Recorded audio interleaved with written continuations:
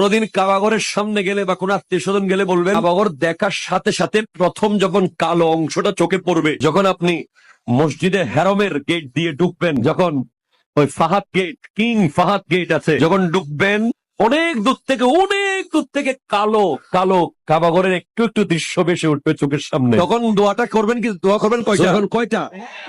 একটা দোয়াই কবুল হবে দেখার সাথে সাথে। কাবা ঘর দেখার সাথে সাথে প্রথম যে দোয়াটা করবেন ওটা কবুল করবেন কে? এখন শিখে নেন, অনেক মানুষ জানেন না। আপনি একটা দোয়া করবেন, একটাই শেষ, একটা সুযোগ পাবেন আপনি, কিন্তু আপনি এমন এক দোয়া করবেন যেন যতদিন ওখানে থাকে প্রত্যেক দোয়া কবুল হয়ে যায়।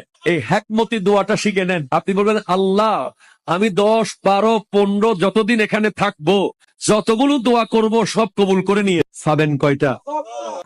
কাবা, কাবে কি রৌনক, কাবে কা মঞ্জর, আল্লাহু আকবার, আল্লাহু আকবার।